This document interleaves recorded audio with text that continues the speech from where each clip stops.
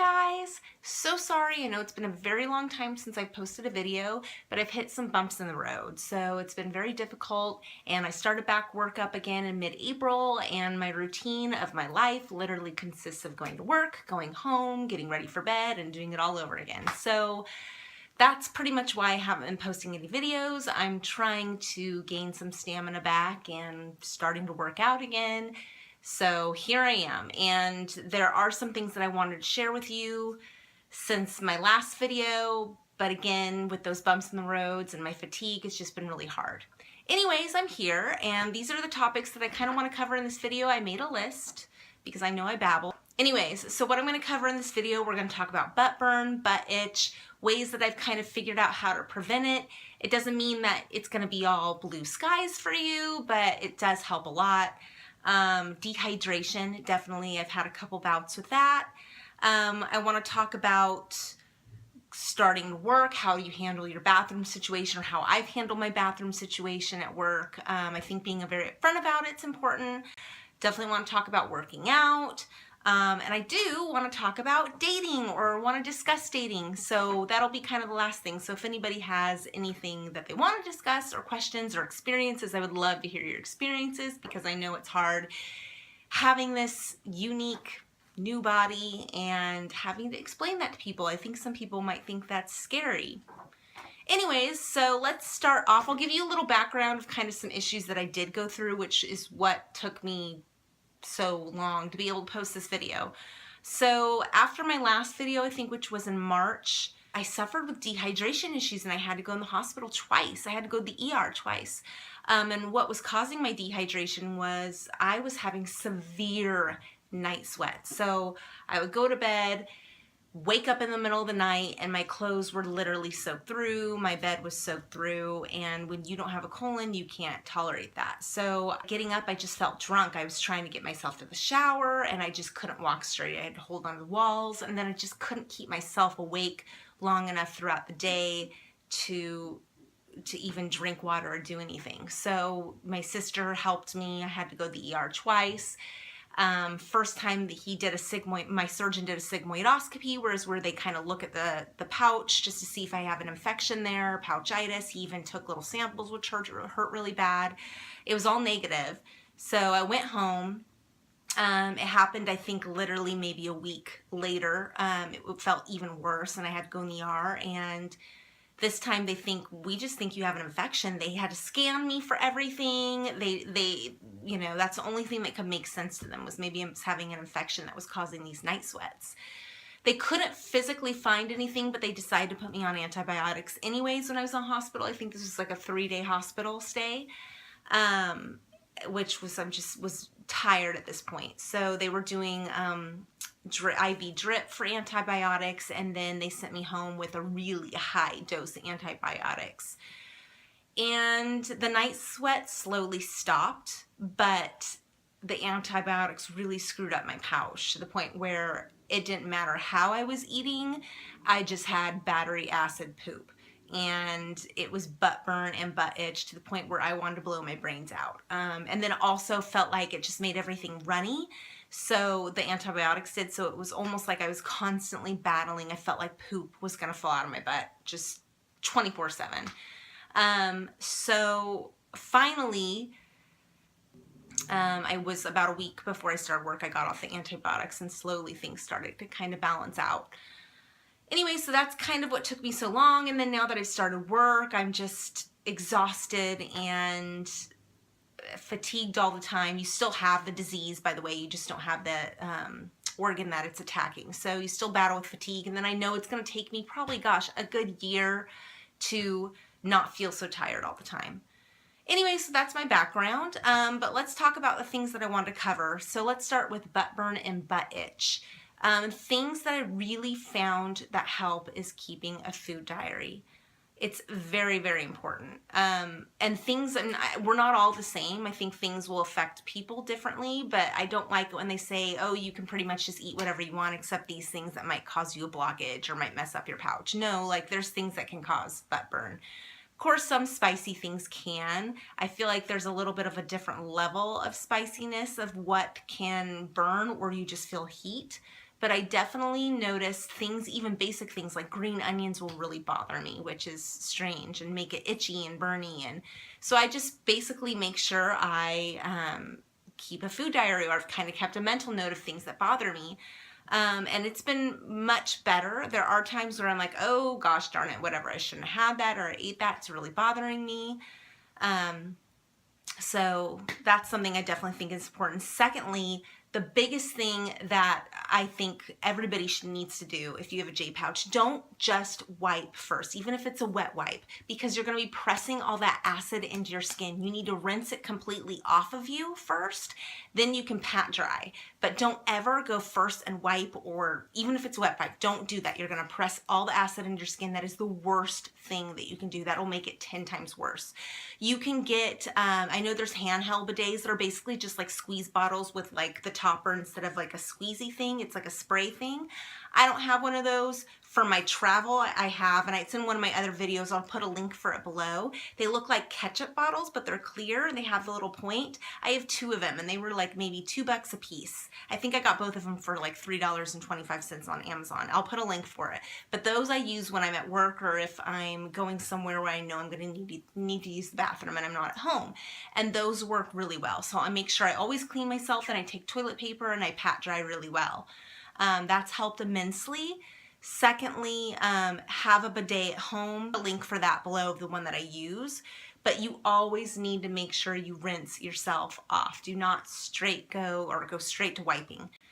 So that's pretty much biggest thing. Keep a food diary, keep a mental note, try and stay away from those problem little trigger foods that are going to give it to you. Also, make sure you always rinse off first and then you pat dry. Never go straight to wiping, even if it is a wet wipe. Second, I want to talk about dehydration.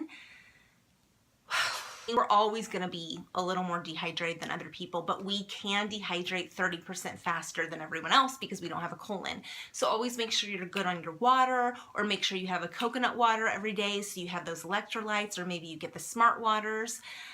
You can do Gatorade and Powerade and stuff, but those have a lot of sugar in them. So I probably wouldn't suggest those unless it's an emergency. I have had to have a Gatorade a couple times at work when I noticed I was getting dehydrated.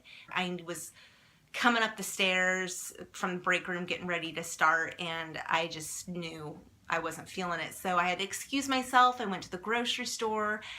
I got a blue Gatorade, and you never want to get the red one because it's going to come out red. And then I also got a small bag of salt and vinegar chips, which I normally don't eat, just to bring me back. It instantly made me feel more hydrated. The whooshing went away, but you know, that's only kind of like a last minute desperate decision. I didn't have anything else with me. Something else that you could do that I need to make sure I keep on me at all times, it's called Drip Drop. Drip Drop, you can get, it's like a medical grade hydration powder. You can get it in the pharmacies, usually where your doctors are. You can even get it at Walgreens or Amazon. Amazon, it's a little more, it's like $2 more expensive, surprisingly, than Walgreens. I'll put a link for the Drip Drop stuff below, but it's great. It's just a powder. They have a couple of different flavors. You pour it in with water. That instantly helps too, but it's not overpowering. It's not syrupy. It's not sugary. It doesn't make you feel sick. That's something you can definitely do. Coconut water here and there. Just make sure you're good on your water. I know for myself that I probably, because I'm such a coffee drinker, I probably drink more coffee than I should. I probably don't drink as much water as I should. But my goal is to at least have 2 big bottles a day. So just try and make sure you're always kind of having a little bit here and there. Just make sure you're on top of it and that you kind of recognize certain triggers. Dizziness is one. Your heart rate will up. Your blood pressure will go up. Those are all signs of dehydration. So just make sure you're on top of your water intake. And then it's probably smart, which I haven't been good about, but keeping something with you at all times, even if you're not at home, just so you have that quick access so you don't have to go to the hospital and get IV fluids. The other things I want to talk about is going to work. So for those of you, if you are new and you haven't been able to go back to work yet, my experience, I was so nervous about it and wanted to make sure that I prepared as much as I could. So you know, everybody was already familiar with at my workplace with the situations that I had before. I was already using the bathroom a lot before, so I figured they wouldn't have too much of a problem this time. But I still wanted to make sure I was protected. So I got a doctor's note, and not one where he gives you a time frame that you need the bathroom for this amount of time. He actually didn't put the time frame on there. He physically signed it himself because he knew that it was going to be a lifelong issue. And everybody at my work, luckily, is totally fine. They understand. They're, you know, it's not affecting my job. I'm making really good numbers at my work. So I'm doing way better than I was before when I had the ulcerative colitis and was completely sick all the time. So it's been great. But my thing that I do is I have just a reusable bag, a cloth bag, and in it I keep wipes just in case. Wipes sometimes are good if you need to get the cream off, you know, if you had to put some calmoseptin cream or something on before you go to the bathroom and then whatever. But I rarely use those. In there, I also have those ketchup squeeze bottles that I was talking about. I have 2 big ones. And I remember in one of my other videos, it's like I didn't realize they were going to be this big. And I was thinking I wasn't going to need them that big. I'm really thankful I got them that big because sometimes you just need a lot of water. And it doesn't create as strong of a spray as my handheld bidet at home.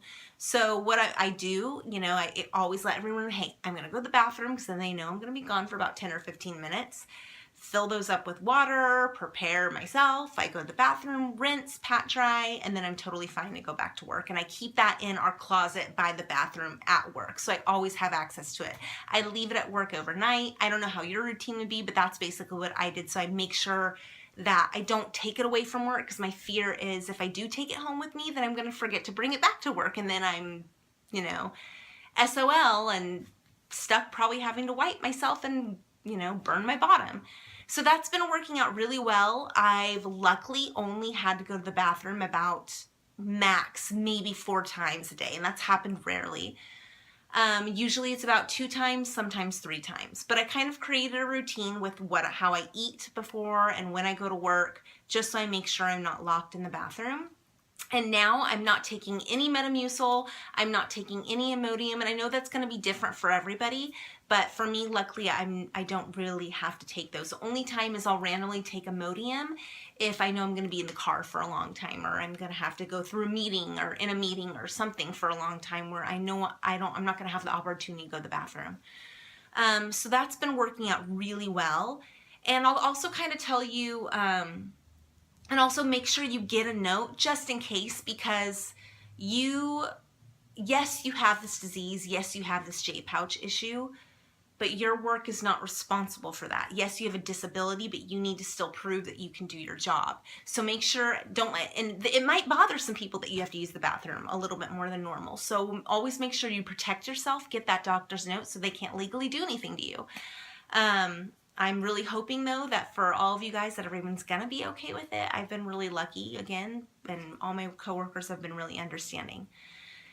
I'm also going to kind of go over my food routine, the way that I eat, and I kind of work it around so I won't have to be going to the bathroom in times that I don't want to go to the bathroom. And you don't have to do this, but this is working for me. So on the days that I work, I get up, I get ready for work, do my makeup, yada, yada, yada. I don't eat before I go to work at all. I make sure I kind of take my vitamins and do my routine in the morning of stuff like that. But I don't eat until I get to work. And I always make sure I get to work at least 20 minutes early. Usually I get there like an hour or 30 minutes early. You obviously don't have to do that. That's just what I like to do. And then what I do is that gives me time to myself that I like to have, but also so I can eat. And then that makes sure if I ate right before I started getting ready for work, by the time I got to work, I was probably gonna have to use the bathroom. And I didn't want to do that. I don't want to start my work day out like that. So I was kind of eat a banana with some peanut butter. It's thickening and it has a little bit of protein and it's not too much food. That's what I eat when I go to work and when I start my work day.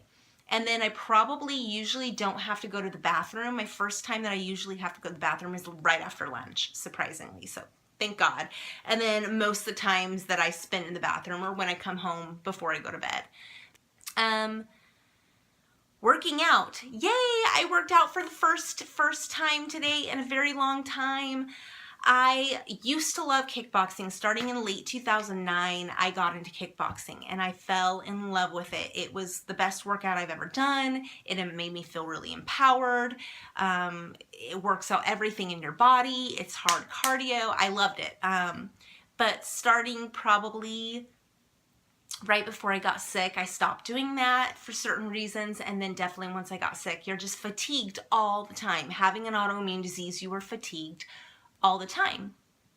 So I haven't done it in very long. I haven't done it in a very long time. Anyway, so I decided to attempt it. When I was on vacation, I would go on these 2-mile hardcore walks with my mom, and that was really hard, but it definitely helped me build my stamina. And I definitely want to start working out, not just for, losing a little bit of weight or getting physically fit, but also I want to build my stamina back up. And I know, again, it's going to take a very long time to not feel so tired after the surgeries and everything, but I kind of want to, the only way I think that you can build it up is through working out. 45-minute workout video, and I was only able to do about 15 minutes. And that sounds pathetic, but it's like hardcore. I hit every move really hard. I mean, I was sweating. And I had to do a lot of paces and walking around the house to calm myself down, which is good. So I got my heart rate going. But I know that I'll be able to slowly get there and be able to do the whole 45 minutes. And then I'll be able to even go out hiking again and do the things that I love. So it is possible. Just make sure that you stay very hydrated. I did read in a blog, this is how I found out about the Drip Drop hydration powder. I did read in a blog about this girl who had, her situation was way worse than me with her surgeries. Point where she couldn't even walk up the stairs because she was so tired all the time and she was dehydrated. And so then she discovered the Drip Drop powder, and those helped her be able to get through workouts. So that's something you can do too. Anyways, those are kind of the main topics I want to talk about. Something I am curious about is people's experience with dating. How do you explain to somebody that you have this issue, and what are the reactions? Knowing myself, I think it's just going to blurt out of my mouth anyways on the first date. I haven't really gone on any dates, and I'm getting to the point where I'm like, you know what, I'm kind of ready to go out on some dates. But I know when I had my ulcerative colitis and I was going out on a lot of dates, I was really open about it. I had no shame because it's not my fault. And I know there's people that are different, that they probably are embarrassed to talk about. I wasn't. I'm a weird person. I don't know. It's not because I want attention or I want people to feel sorry for me about it. I kind of thought it was interesting, like a science project. Even before I had my surgery, when I was deciding, you know what, I think I want to talk to a surgeon, I want to make this decision to get the surgery, I went on a date with this guy and I was telling him about it and that I think that I want to do it and blah, blah, blah, blah, blah, and babbling like crazy. And his response, I was really impressed. And I never say this thinking about what they're going to say at all. It's such a big part of my life and I talk about it.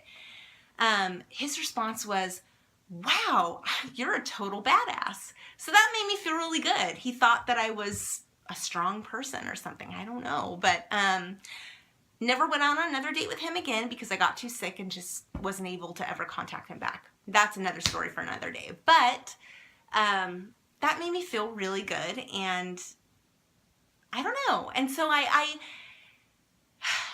I'm thinking about going on dates now, I know that I'm thinking, how am I going to explain this to somebody? Are they going to be totally grossed out or think that I'm going to be a problem and, somebody that they're not going to want to date because I have a disease and that's just somebody they don't want to be with? I don't know. I worry about that, and then I also worry that I'm not going to care anyway. So I guess we'll see. But if anyone has any dating stories or any strategies or their experiences of how they've shared that with people, go ahead and comment below. I would love to discuss about it or hear your experiences. I'll put all the links below for all the products that I mentioned. If you have any questions, don't hesitate to email me or message me or leave a comment below. All right, I hope everybody has a good day. Bye.